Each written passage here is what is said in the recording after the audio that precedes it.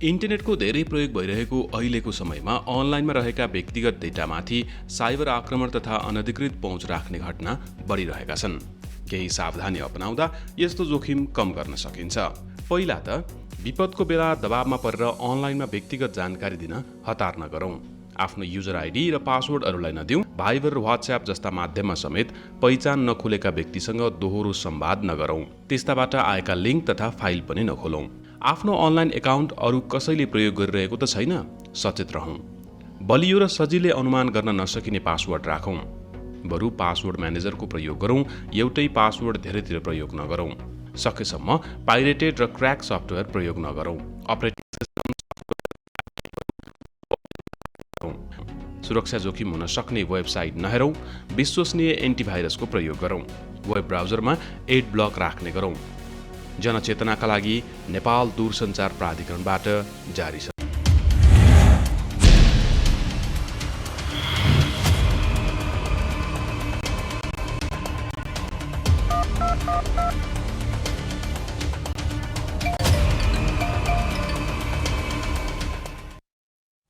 दर्शकवृन्द नमस्कार। कार्यक्रम कोभिड हटलाइनमा यहाँलाई स्वागत छ। कार्यक्रमको साथमा उपस्थित छु म केशव घिमिरे। नेपाल दूरसञ्चार प्राधिकरण र नेपाल टेलिभिजनको संयुक्त प्रस्तुति कार्यक्रम कोभिड हटलाइन यहाँहरूमाझ प्रत्येक दिन आउने गर्छ। शनिबार 11:30 बजे र अन्य बार 12:30 बजे यो कार्यक्रम लिएर हामी तपाईमाझ आउने गर्छौँ। कार्यक्रममा हामी तपाईका जिज्ञासा, गुनासा र समस्या लिने गर्छौँ र तिनको समाधानका लागि सम्बन्धित निकाय समक्ष पुर्याएर मध्यस्थकर्ताको भूमिका निर्वाह गर्ने गर्छौँ। आज शनिबारको श्रृङ्खलामा हामीले यो साता प्रसारण गरिएका महत्त्वपूर्ण विषयवस्तु तपाईमाझ राख्ने गर्छौँ। आजको विषयवस्तुमा प्रवेश गर्नुभन्दा पहिले तपाईँले गुनासा र समस्या पठाउने माध्यम यहाँनिर प्रस्तुत गर्दैछौँ। कार्यक्रम कोभिड हटलाइनमा कोरोना भाइरस कोभिड-19 का कारण सिर्जना भएका विभिन्न समस्या वा गुनासो राख्नका लागि सम्पर्क माध्यमहरू: फोन, एसएमएस र भाइबरका लागि 98 427 49 075, Facebook NTV response, email ntvcovid19response@gmail.com। दर्शकवृन्द, यो साता हामीले कोरोना परीक्षणका लागि स्वाब सङ्कलन गर्दाखेरि कसरी गर्नुपर्छ अथवा कस्तो खालको सावधानी अपनाउनुपर्छ र कुन समयमा स्वाब लिनुपर्छ र परीक्षण गर्नुपर्छ भन्ने खालको जिज्ञासाहरू हामीमाझ आएको थियो र हामीले यो विषयमा कुराकानी गरेका थियौँ र हामीले यो विषयमा स्वररोग विशेषज्ञ डाक्टर शेरबहादुर पुनसँग कुराकानी गरेका थियौँ। अब क्रममा उहाँसँग गरिएको कुराकानी तपाईँमाझ प्रस्तुत गर्दैछौँ। डाक्टर, यहाँलाई स्वागत छ कार्यक्रममा। धन्यवाद। हजुर, जस्तो डाक्टर, हामीलाई केही जिज्ञासाहरू प्राप्त भएका छन्। मैले त्यो क्रमानुसार म यहाँ समक्ष राख्दछु। जस्तै स्वाब सङ्कलन राम्रोसँग भएन भने पनि यो जुन पिसिआर रिपोर्ट जो अहिले फरक आइरहेको भनेर व्यापक रूपमा समाचार आइरहेका छन् होइन, यो पिसिआर रिपोर्ट फरक आउनुमा त्यो स्वाब सङ्कलन राम्रोसँग भएन भने पनि प्रभाव पर्ने हो के हो खासमा चाहिँ? यसमा चाहिँ दुईवटा कुरा हामीले मध्यनजर गर्नुपर्ने हुन्छ। एउटा पक्कै पनि तपाईँले कुरा उठाउनु भएको जस्तै त्यो कलेक्सन गर्दाखेरि त्यसमा केही समस्या, र दोस्रो चाहिँ कस्तो हुन्छ भन्दाखेरि यदि कोही व्यक्तिको जुन शरीरमा भर्खरै भाइरस प्रवेश गरेको अवस्था रहेछ र त्यो बेलामा नेगेटिभ देख्ने, अनि त्यसपछि चाहिँ पछि 2 दिन या 3 दिनपछि गर्दाखेरि चाहिँ पोजिटिभ देख्ने सम्भावना छ। त्यो चाहिँ त्यो व्यक्तिको शरीरमा भाइरसको अवस्था के छ र त्यसको प्रगति के छ, र अर्को चाहिँ त्यो लिने जुन एउटा स्वाब सङ्कलन गर्छौँ हामीले, त्यो लिँदाखेरिको जुन एउटा तरिका छ त्यसमा अवस्था छ। त्यस्तै पिसिआरको जुन एउटा क्वालिटीको कुरा छ त्यसमा पनि हुन्छ, र त्यो जुन स्वाब कलेक्सन हुन्छ त्यसपछि चाहिँ त्यो परीक्षण गर्ने स्थलसम्म लग्नेको जुन एउटा अवस्था हामीले प्रयोग गर्छौँ त्यो कस्तो छ होइन, त्यसमा भर पर्ने हुन्छ। त्यसले गर्दाखेरि चाहिँ कलेक्सन गर्ने, त्यहाँबाट चाहिँ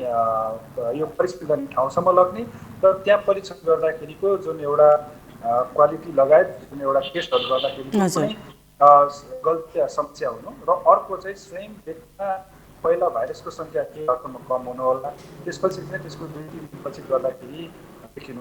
यो कारणहरूले गर्दाखेरि पनि अलिकति रिपोर्टमा चाहिँ कहिलेकाहीँ फरकपना आउन सक्ने सम्भावना चाहिँ रहन्छ। डाक्टर, जस्तो अहिले मुख्यतया 3वटा विधिबाट चाहिँ कोरोना भाइरसको परीक्षण गर्न सकिने भन्ने कुरा आइरहेको छ। जस्तै पिसिआर रिपोर्ट त हामी गरि नै रहेका छौँ, त्यसै गरेर एन्टिजेन र एन्टिबडी भन्ने पनि रहेको छ। भनेपछि यो कुन चाहिँ विधिबाट गर्दाखेरि चाहिँ लगभग एक्युरेट नतिजा प्राप्त गर्न सकिन्छ र कुन चाहिँ विधि उपयुक्त हुन्छ हामीलाई? अहिले पनि सबैभन्दा राम्रो टेस्ट अथवा हामीले गोल्ड स्ट्यान्डर्ड पनि भन्नुपर्छ त्यो पिसिआर नै हो। र जुन एन्टिबडी र एन्टिजेनको कुराहरू आएको छ त्यो एन्टिजेन सायद अहिले पछिल्लो समयमा चर्चामा आएको छ। त्यसले पनि भाइरसको शरीरको एउटा भाग प्रोटिनै पत्ता लगाउने स्वयं भाइरस छ छैन भनेर पत्ता लगाउने। तर त्यसलाई हामीले यदि के गरे पिसिआरसँग तुलना गर्ने हो भने चाहिँ पिसिआर नै अझ सबभन्दा राम्रो मानिन्छ र अहिलेसम्मको सबभन्दा गोल्ड स्ट्यान्डर्ड पनि त्यही हो। हजुर डाक्टर, भनेपछि यहाँले भन्नुभयो यो केही समस्याहरू स्वाब सङ्कलनका क्रममा हुने कारणले पनि नतिजा केही फरक पर्ने हो भनेर। यो सही नतिजाका लागि चाहिँ खासमा कुन समयमा चाहिँ पिसिआर परीक्षण गर्दा राम्रो हुन्छ? सामान्यतः चाहिँ हामीले अब एक्सपोजर भएको खास गरी चाहिँ कोरोना पुष्टि भएको मानिससँग बसेको 5-7 दिनतिर र त्योभन्दा अलिकति पछाडि 5-7 दिन भनौँ अझ उपयुक्त त्यो बेलामा गर्नु भन्छ। फेरि सङ्क्रमण भएको लगभग 5 दिनतिर चाहिँ त्यो प्रकारको लक्षण देख्न सक्ने सम्भावना अलिक बढेर जान्छ। त्यस्तै भाइरसहरू पनि यदि केही गरी सङ्क्रमित रहेछ त्यो समयमा भाइरसको कमसेकम जुन भाइरल लोड भन्छौँ अथवा भाइरसको जुन सङ्ख्या छ त्यो हाम्रो पिसिआरलाई त्यो पिकअप गर्नलाई चाहिँ अथवा त्यो टेस्ट चाहिँ देखाउनलाई चाहिँ अझ सहज हुन्छ भन्ने हो। त्यसले गर्दाखेरि चाहिँ त्यो एउटा उपयुक्त समय मानिन्छ। त्यो उपयुक्त समयमा गर्दाखेरि चाहिँ भाइरस यदि रहेछ भने छ, छैन रहेछ भने छैन भनेर त्यो देखाउने सम्भावना चाहिँ बढेर जान्छ। हजुर डाक्टर, यसबिचमा हामीलाई अर्को एउटा जिज्ञासा पनि प्राप्त भएको थियो। जसरी यो पिसिआर परीक्षणका लागि जुन यो स्वाब सङ्कलन गरिन्छ नि, कहीँ नाकबाट मात्रै, कहीँ घाँटीबाट मात्रै, कहीँ चाहिँ नाकबाट र घाँटीबाट दुवैतिरबाट लिइन्छ भनेपछि यसको यो कारण चाहिँ किन हो? यसले पनि प्रभाव पार्छ कि नतिजामा भन्ने कुरा पनि छ। खासमा चाहिँ के हो? सही हो। त्यो नाकबाट लिने र घाँटीबाट लिने जस्तो थ्रोट स्वाब नाजल स्वाब भन्छ हामीले त्यसले पक्कै पनि फरक पार्छ भनिन्छ।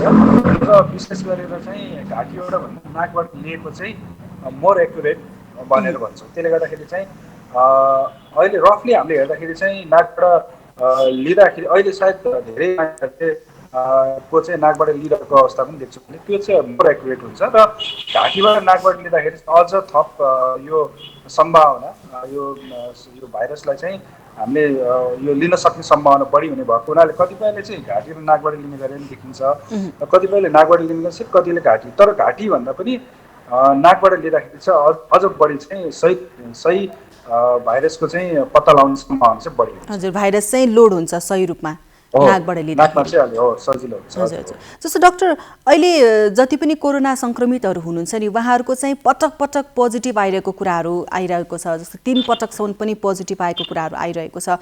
अहिले त फेरि सरकारले यो 14 दिन जुन आइसोलेसनमा बसिसकेपछि परीक्षण गर्न पर्दैन पनि भनेको छ। तर यद्यपि कतिले परीक्षण गर्दाखेरि चाहिँ 3 पटकसम्म पनि पोजिटिभ आएको कुराहरू छ। यो किन हुन्छ? यसले के प्रभाव पार्छ, के फरक पार्छ? यो बारेमा सायद धेरै अगाडिदेखि हामीले कुरा पनि गर्दै आएको हो। वास्तवमा भन्ने हो भने चाहिँ अब सामान्यतया यो जुन आइसोलेसनमा बस्ने छ उहाँबाट अरूलाई सर्छ कि सर्दैन भन्ने महत्त्वपूर्ण कुरा हो। र सामान्यतया चाहिँ 9-10 दिनपछि चाहिँ त्यो भाइरस सक्रिय हुँदैन। त्यसले गर्दाखेरि हामी प्रकारको 14 दिन जुन एउटा अवधि बनाएको छौँ, 14 दिनपछि चाहिँ टेस्ट गरिराख्नु पर्दैन भनेको कारण यसैमा आधारित भएर बनेको र त्यसपछि पनि यदि देखिने हो भने चाहिँ त्यो भाइरस निष्क्रिय भाइरसको चाहिँ एउटा पार्टहरू हो। किन भन्दाखेरि चाहिँ पिसिआरले सक्रिय होस् निष्क्रिय होस्, अहिले यदि के गरी भाइरसको जुन पार्टिकल खास गरी चाहिँ जुन पिसिआरको प्राइमर हुन्छ जसले चाहिँ कुन भागलाई लक्षित गरेर चाहिँ बनाएको हुन्छ भन्ने हुन्छ। यदि त्यो लक्षित भाइरस यदि उसको शरीरमा यथावत रहेछ भने त्यसले देखाइ नै राख्छ त्यो सक्रिय होस् या निष्क्रिय होस्। त्यसले गर्दाखेरि चाहिँ त्यो कुरा चाहिँ निष्क्रिय प्रक्रिया हुन्छ भन्ने बुझ्नु जरुरी छ। तत्पश्चात चाहिँ घरिघरि गरिराख्नुपर्ने आवश्यक छैन भन्ने कारण त्यो हो। हजुर हजुर। भनेपछि यो 14 दिनपछि परीक्षण गर्न आवश्यक पनि छैन। यदि कसैले परीक्षण गरेर पोजिटिभ आए पनि बाहिर हिँड्न मिल्ने हो कि होइन डाक्टर? हो, त्यसपछि चाहिँ बाहिर हिँड्न मिल्छ नमिल्ने किन भन्दाखेरि उसबाट चाहिँ सर्दैन भन्ने कुरा मुख्य कुरा चाहिँ। हजुर हजुर। जस्तो अघि यहाँले पनि भन्नुभयो यो स्वाब सङ्कलनका क्रममा केही लापरवाही हुँदाखेरि अथवा केही कमी कमजोरी हुँदाखेरि पनि यो नतिजा फरक आउने गर्दछ भनेर। अहिले त कति धेरै यो प्रयोगशालाहरू परीक्षणशालाहरू थपिएका छन् होइन। अनि कति धेरै समाचार चाहिँ अहिले यो एक ठाउँमा गरेको नेगेटिभ अर्को ठाउँमा गरेको पोजिटिभको कुरा पनि आइरहेको छ। अझ त यो विदेश जाने कुराहरूमा यहाँ हामीले नेगेटिभ रिपोर्ट गरेर लगेर जाने तर विदेशमा परीक्षण गर्दाखेरि पोजिटिभ देखेर त्यो फर्काइएको स्पष्टीकरण सोधेका कुराहरू पनि आइरहेका भइरहेका छन् भनेपछि यो प्रयोगशालामा यो सही तापक्रम हुनुपर्नेदेखि लिएर त्यो स्वाब सङ्कलन गर्दाखेरि सही रूपमा गर्नुपर्नेदेखि लिएर के भन्नुहुन्छ यहाँ यसमा चाहिँ? यसमा चाहिँ पहिलो कुरो कहिलेकाहीँ कस्तो हुन्छ भन्दाखेरि त्यहाँको क्राइटेरियाहरू पनि हामीले हेर्नुपर्ने। जस्तो उदाहरणको लागि कसैको चाहिँ 35 थर्मल साइकलमा सकिन्छ, कतिको 37, कतिको 40 होला। त्यही कारण तपाईँहरूले हेर्नुहुन्छ कतिमा चाहिँ 35मा पनि 35 पछिकोमा नेगेटिभ लेखेको हुन्छ भने कतिमा 37, 38 पनि देखिराख्नुहुन्छ। मेरो विचारमा यो मेरो व्यक्तिगत धारणा के छ भन्दाखेरि चाहिँ कुन देशमा जाँदाखेरि चाहिँ त्यो देशमा कुन खालको चाहिँ क्वालिटी अथवा जुन एउटा भनौँ न त्यो जुन एउटा प्रोटोकल जस्तो कुन चाहिँ प्रयोग गर्छ भनेर चाहिँ मेरो विचारमा है त्यो यदि हामीले बुझ्न पायो भने चाहिँ मलाई जहाँसम्म लाग्छ त्यो देशको लागि यो प्रोटोकल फलो गरेछ भनेर यहाँ पनि गर्दाखेरि चाहिँ त्यो बढी अलिकति एकुरेट होला जस्तो लाग्छ मलाई। होइन भने चाहिँ अब यो कहिलेकाहीँ चाहिँ अब उदाहरणको लागि यहाँ चाहिँ 37 पछि नेगेटिभ आइरहेछ, नेगेटिभ भन्ने गरिरहेछ र उहाँ चाहिँ 40 सम्म देखाएको छ अन्त 37, 38, 39मा पनि उनीहरू त पोजिटिभ नै भन्ने गर्ने भयो। त्यसले गर्दाखेरि चाहिँ त्यो देशसँग सम्बन्धित त्यो देशमा गर्ने जुन एउटा प्रोटोकल छ त्यो यदि यहीँबाट नै फलो गरेर जाने हो भने चाहिँ मलाई जहाँसम्म लाग्छ त्यो समस्या एउटा एक त्यो भयो। दोस्रो कुरो त अब अघि हामीले कुरा गरिहाल्यो गर्ने तरिकादेखि लिएर त्यो स्वाब कलेक्सन गर्नेदेखि लिएर सबै कुरामा निर्भर गर्छ भन्ने कुरा। अर्को कुरा चाहिँ स्वयं व्यक्ति जुन बेलामा यहाँ गरे हुन्छ र तत्पश्चातको जुन केही सेभरल आवर्स पछिको जुन एउटा भाइरसको जुन एउटा मल्टिप्लिकेसन छ त्यसले पनि कहीँ न कहीँ असर पारेको हुन्छ जस्तो लाग्छ। अन्त्यमा डाक्टर जस्तो अहिले यहाँहरूले नै र अन्य विज्ञहरूले पनि यो अब चिसो मौसममा झन् कोरोना भाइरसको सङ्क्रमण फैलिन्छ भनेर जोखिम बढ्छ भनेर भनिरहनु भएको थियो र भनिरहनु भएको छ। तर यस बिचमा जसरी सङ्क्रमितहरूको सङ्ख्या अहिले आइरहेको छ नि, जुन पहिलेको आइरहेको थियो सङ्ख्या अहिले एकदमै थोरै मात्रै सङ्क्रमित भनेर आइरहेको छ। यसले गर्दा जनमानसमा अब कोरोना भाइरस निमिट्याउनु भयो कि भन्ने एउटा भ्रम पनि पैदा भएको छ र यता जोखिम बढ्छ भनिरहँदा र यो सङ्ख्या यसरी आइरहँदा र जनमानसमा त्यो भ्रम पैदा हुँदाखेरि अबको कस्तो देख्नुहुन्छ तपाईँले सिनारियो? जाडो महिना छ, पक्कै पनि जाडो महिनामा अरू विभिन्न जुन सङ्क्रामक रोगहरूले गर्दा निमोनियाहरू पहिलेदेखि नै यदि केही गरी कोरोना नभइदिएको हामीले त्यो बारेमा जाडो महिना लाग्यो निमोनियाबाट बस्नुहोस् भनेर भन्थ्यो होला। मैले भर्खरै एकजनाको भर्खरै मात्र यो अहिले यो तपाईँसँग चाहिँ कुराकानी गर्नुभन्दा अलिकति अगाडि एकजनाको एक्सरे हेर्थेँ जो बुवा हुनुहुन्छ र उहाँ घाम तापेर बसिरहनु भएको छ, एउटा फोक्सो पुरै निमोनियाले खाएको देख्छु जबकि उसको टेस्ट गरेको छैन। भनेपछि यस्ता कतिपय मानिसहरू होला जो चाहिँ व्यवस्था गरेर बसिरहेको अब छैन केही होइन भनेर अहिले पनि नहोइन किन भन्दाखेरि खोप आओस् हामीले लगाउन पाऊँ त्यसपछि चाहिँ हाम्रो जुन एउटा पहिलाको जुन एउटा नर्मल एउटा लाइफ छ त्यो अहिले न्यू नर्मल भनेको छ र ओल्ड नर्मलमै जाउँला। तर त्यसको लागि चाहिँ हामीले अहिले पनि सजगता साथ हिँडौँ किन भन्दाखेरि अब कोही व्यक्ति पनि अब बिरामी हुनु हुँदैन। हाम्रो तर्फबाट हामी त्यसरी हेर्छौँ स्वास्थ्यकर्मीको नाताले र अहिले पनि निरन्तर रूपमा कोरोना भाइरसको सङ्क्रमित देखिरहेको र यदि तपाईँले अस्पतालहरूको चाहिँ तथ्याङ्क निहालेर अझ नजिकबाट हेर्नुभयो भने कम्तीमा 60 वर्षभन्दा माथिको बिरामीहरू अलिक बढी पहिलाको महिनाभन्दा अलिक बढ्दै गएको देखिन्छ। यसले पनि के सङ्केत गर्छ भन्दाखेरि एक त जाडोमा यसै पनि निमोनियाहरू भइराख्ने कहिले विभिन्न सङ्क्रामक रोग कारणले गर्दाखेरि र अहिले चाहिँ कोरोना समेत सँगसँगै रहेको हुनाले चाहिँ एउटा डबल ट्रबल भन्छु मैले, यो अहिले अझ मल्टिपल ट्रबल हो।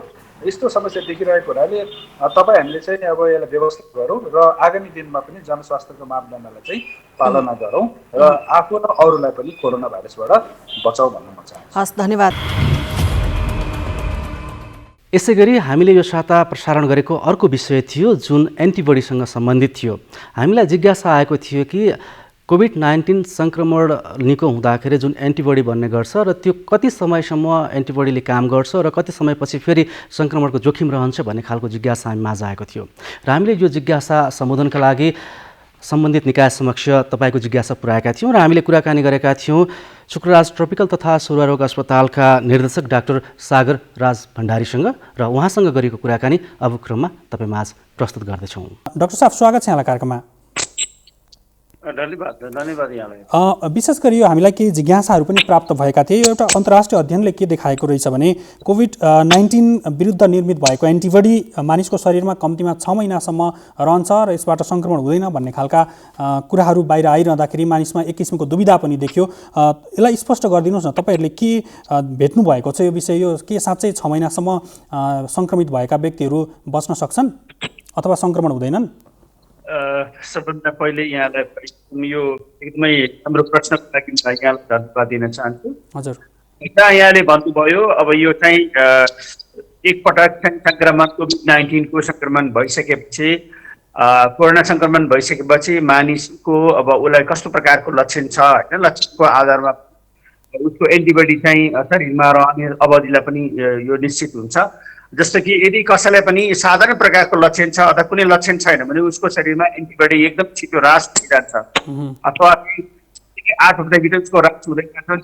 धेरै प्रकारको कडा लक्षण देखिएको छ अथवा रोगसँग लड्ने मतलब राम्रो डेभलप भएको छ भने उसको चाहिँ स्टडीले चाहिँ 72 दिनसम्म यो रहने भने चाहिँ 72 दिनसम्म लास्ट हुने चाहिँ भन्ने स्टडीले देखाएको छ र कतिपय स्टडीले चाहिँ 7 महिनासम्म लगाएको देखाइरहेको छ इन जनरल। र अब यो स्टडी चाहिँ के अरे भर्खरै नयाँ रोग भएको हुनाले चाहिँ थुप्रै देशमा यसका अनुसन्धानहरू भइराखेको छ। तर हामीले बुझ्नुपर्ने के त भन्दाखेरि एकचोटि सङ्क्रमण भइसकेपछि अर्को बेलामा पनि सङ्क्रमण हुने सम्भावना हुन्छ। त्यसैले जस्तै पहिलो सङ्क्रमण हुँदाखेरि जसरी कडा लक्षणहरू देखिएको छ त्यस्ता व्यक्तिहरूमा दोस्रो पटक हुने सम्भावना एकदम कम हुन्छ। त्यो भनेको छ भने यदि पहिलो सङ्क्रमणमा उसलाई कुनै लक्षण देखेको छ भने एकदमै साधारण लक्षण देखेको छ भने दोस्रो पटक हुने सम्भावना पनि बढ्छ भनेर चाहिँ विभिन्न अनुसन्धानले देखाइरहेको छ। जस्तो यो 6 महिनासम्म भनिरहँदाखेरि चाहिँ त्यो लक्षण देखेका यहाँको भनाइअनुसार चाहिँ धेरै लक्षण देखेका अथवा जटिल स्थितिमा पुगेर निको भएका व्यक्तिले चाहिँ 6 महिनासम्म ढुक्क हुने स्थिति हो कि सामान्य लक्षण नदेखेका व्यक्ति पनि त्यसमा चाहिँ हुन्छन्? अब यस्तो छ, अब यसले के भनेको छ स्टडीले, यदि जुनसुकै अवस्थामा भइसके तापनि निको भइसके तापनि उनले अन्य स्वास्थ्यका विधिहरूलाई चाहिँ अवलम्बन गर्नुपर्छ। जस्तै सोसियल डिस्टेन्सिङका कुराहरू भयो होइन, आफ्नै रोगसँग लड्ने क्षमता बढाउने कुराहरू भयो, त्यसपछि त ह्यान्ड वासिङका कुराहरू, मास्कका कुराहरूलाई एकदमै अवलम्बन गर्नुपर्ने हुन्छ। यदि त्यो भएन भने उसलाई फेरि सङ्क्रमण बढ्ने दर चाहिँ एकदमै बढ्छ। जुन अघि मैले भने चाहिँ त्यो सङ्क्रमणको चाहिँ त्यसको असर चाहिँ त्यो एक्सपोज बढ्दै गइसकेपछि अब यसलाई फेरि दोस्रो पटक हुने सम्भावना पनि बढ्दै जान्छ। जस्तो अब त्यो सङ्क्रमण निको भएका व्यक्तिबाट सर्न सक्ने सम्भावना, अर्को व्यक्तिलाई जान सक्ने सम्भावना चाहिँ कतिको रहन्छ? सार्ने सम्भावना यहाँलाई भन्नुपर्दाखेरि अब जस्तै निको भइसकेका व्यक्तिहरूमा हामीले भनिराखेका छौँ 10 देखि 14 दिनभित्र उसको भाइरस एकदम निष्क्रिय हुँदाखेरि सर्ने सम्भावना एकदमै कम हुन्छ। किन भन्दाखेरि त्यो सङ्क्रमण हुने डोज त्यति धेरै पुग्दैन होइन, त्यसले गर्दाखेरि सङ्क्रमण हुने डोज एकदम कम हुन्छ। त्यसैले हामीले के भन्ने गरेका छौँ 10 दिनदेखि 14 दिनसम्म सङ्क्रमण भइसकेर कुनै लक्षण छैन भने उहाँहरूले चाहिँ नर्मल डेली एक्टिभिटी रेज्युम गर्न सक्नुहुन्छ। जस्तो पछिल्लो समय यो टी सेल भन्ने विषय पनि अलिकति बढी चर्चामा आइरहेको छ। अब आम रूपमा धेरै मानिसले नबुझेको र यो टी सेलले चाहिँ कसरी काम गर्छ, यसले प्रतिरक्षा बढाउनलाई कस्तो खालको भूमिका निर्वाह गर्छ र कोभिडसँग यसको सम्बन्ध के छ भन्ने खालको प्रश्नहरू पनि हामीलाई आएको। तपाईँ कतिको जानकार हुनुहुन्छ यो विषयमा? केही जानकारी आम दर्शकलाई बुझाइदिन सक्नुहुन्छ? हजुर, थ्याङ्क यू, धन्यवाद। सबभन्दा पहिले यो शरीरसँग विभिन्न किसिमका रोगहरूसँगका जुन बनाउने कारणहरू हुन्छ, धेरै रोगहरू हुन्छन्। ती रोगहरूको विरुद्धमा हाम्रा शरीरभित्र विभिन्न किसिमका सेल्सहरू हुन्छ, जस्तै लिम्फोसाइट्स यहाँले भन्नुपर्ने हुन्छ होइन। त्यसको लिम्फोसाइट्सका विभिन्न प्रकार हुन्छ, तीमध्ये टी लिम्फोसाइट्सहरू हुन्छ। टी लिम्फोसाइट्सले पनि खास गरी यस्ता सङ्क्रमण विरुद्धको विभिन्न किसिमको इम्युनोग्लोबुलिनहरू चाहिँ बनाउँछ। र इम्युनोग्लोबुलिन 5 प्रकार इम्युनोग्लोबुलिनहरू बनाउँछ, जसमा तत्काल गर्नको लागि थुप्रै तत्काल गर्ने, त्यसको केही हप्तासम्म रहने, लामो समयसम्म रहने विभिन्न किसिमको इम्युनोग्लोबुलिन हुन्छ। त्यसको रोगको प्रकृति हेरेर विभिन्न इम्युनोग्लोबुलिनहरूलाई चाहिँ यो प्रदर्शन गर्छ यो टी सेल। त्यसरी नै यसले टी सेल्सले हाम्रो विभिन्न प्रकारको जुन सङ्क्रमण हुन्छ सङ्क्रमण विरुद्धको एन्टिबडी तयार गर्नमा यसले सहयोग गर्ने काम हो। त्यसकारण चाहिँ यसले चाहिँ रोगसँग लड्नको लागि, प्रतिरोध क्षमता बढाउनको लागि टी सेल्सले महत्त्वपूर्ण भूमिका निर्वाह गरेको छ। यो चाहिँ कोभिडसँग कसरी सम्बन्धित हुन्छ? अन्य रोगलाई पनि प्रतिरोधात्मक क्षमता बढाउने हो कि यो चाहिँ कोभिडसँग मात्रै सम्बन्धित? यस्तो त सर्टेन कुनै पनि तपाईँको भाइरस अथवा कुनै ब्याक्टेरिया अथवा कुनै माइक्रो अर्गानिजमको स्पेसिफिक तपाईँको चाहिँ के अरे प्रोटिन सेल्सहरू हुन्छ, त्यसको लागि हाम्रो शरीरले एक्सपोज भइसकेको अवस्थामा ती चिजहरूलाई चिनिराखेका हुन्छ होइन, अथवा फलाना चिज फलानाको प्रोटिन यस्तो आइपुग्यो भने यसले इन्फर्मेसन पाइसकेपछि हाम्रो टी सेल्सहरूले इमिडिएटली त्यस्तो प्रकारको चाहिँ एन्टिबडीहरू तयार, त्यो विरुद्धको जसको के अरे माइक्रो अर्गानिजमको प्रोडक्टको अगेन्स्टमा विभिन्न किसिमको एन्टिबडी तयार गर्दाखेरि चाहिँ त्यो तयार भएर त्यसलाई चाहिँ त्यसको फर्दर अट्याकलाई चाहिँ यसले रोक्छ र चाहिँ रोगसँग लड्ने क्षमता अथवा के भन्छ यो विभिन्न सिम्टमहरूलाई पनि कम हुँदै लैजाने र रोगलाई चाहिँ बिस्तारै निको पार्दै लैजाने अथवा त्यसको चाहिँ त्यो रोग चाहिँ दोस्रो पटक हुनै नदिने पनि यसले काम गर्ने गर्छ। जस्तो यो टी सेलको कुरा गरिरहँदाखेरि चाहिँ यो रुगाखोकीसँग पनि सम्बन्धित रहेको र कोभिड-19सँग पनि त्यसको कतै कतै सम्बन्ध रहेको भन्ने खालका कुराहरू पनि छन् नि। जस्तो रुगाखोकी र कोभिड-19को पछिल्लो समय त्योसँगको सम्बन्ध चाहिँ कस्तो हुन्छ?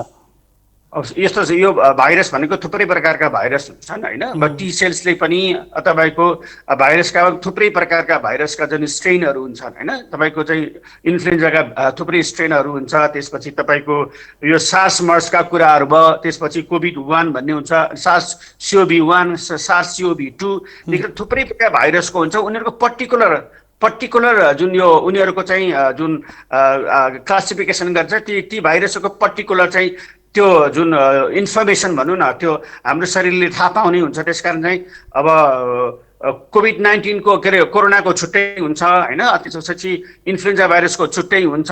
अब यो रोग हेरेर त्यसको माइक्रो अर्गानिजम हेरेर यिनीहरूको रेस्पोन्स अलग अलग हुन्छ।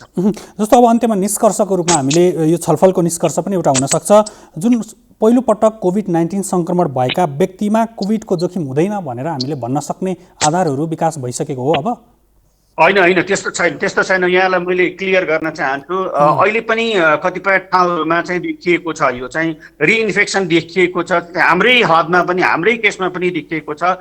तर हुनसक्छ यो पहिलेको टेस्ट चाहिँ अब त्यसमा फल्स पोजिटिभ हो कि के हो, त्यसलाई त क्वालिटेटिभ टेस्ट त्यसको चाहिँ त्यसको स्टडी हुन बाँकी नै छ, दोस्रो पटक पनि भइराखेको देखिएको छ।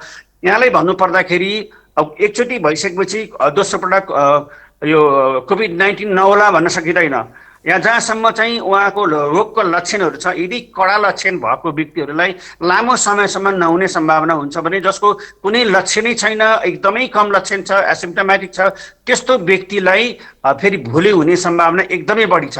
त्यसैले यहाँ भन्नुपर्दाखेरि अब हामी एकचोटि भइसके ढुक्क भएर चाहिँ बस्नु हुँदैन, किनभने यसको सङ्क्रमण एकदमै छिटो हुन्छ र यसको चाहिँ अब थुप्रै स्टडी पनि भइरहेको यो तपाईँको चाहिँ यो खास गरेर योलाई असर गर्ने जुन भाइरसको विभिन्न किसिमको स्टडीहरू भइरहेका छ, कम्प्लिट भइसकेका छन्। थुप्रै देशहरूमा चाहिँ यसको स्टडी भइराखेको छ। त्यसले गर्दा पनि अब पुरा रूपमा अझै हामीले भन्न सकेका छैनौँ र जति पनि पब्लिस भएका डकुमेन्टहरू छ, डकुमेन्टलाई चाहिँ बेस गरेर भन्दाखेरि एकचोटि भइसकेपछि दोस्रो पटक हुने सम्भावना पनि एकदम उच्च छ। त्यसकारण हामीले विचार गर्नुपर्ने के त भन्दाखेरि अब फेरि पनि सङ्क्रमण नहोस् भन्नको लागि हामीले अघि भने जस्तै सोसियल डिस्टेन्सिङका कुराहरू भयो, ह्यान्ड वासिङका कुराहरू, मास्क लगाउने, भिडभाडमा नजाने, यस्ता कुराहरूमा चाहिँ हामीले ध्यान दिनुपर्ने हुन्छ। हुन्छ, यहाँको यो महत्त्वपूर्ण समय र जानकारीको लागि धेरै धेरै धन्यवाद।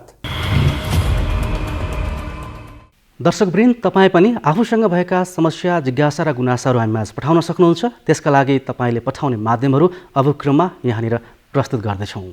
कार्यक्रम कोभिड हटलाइनमा कोरोना भाइरस कोभिड-19 का कारण सिर्जना भएका विभिन्न समस्या वा गुनासो राख्नका लागि सम्पर्क माध्यमहरू: फोन, एसएमएस र भाइबरका लागि 98 427 49 075, Facebook NTV response, email ntvcovid19response@gmail.com।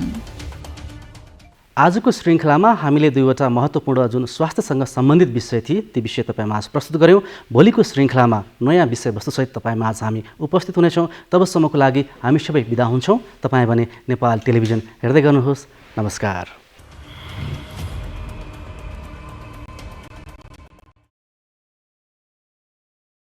इन्टरनेटको धेरै प्रयोग भइरहेको अहिलेको समयमा अनलाइनमा रहेका व्यक्तिगत डेटामाथि साइबर आक्रमण तथा अनधिकृत पहुँच राख्ने घटना बढिरहेका छन्।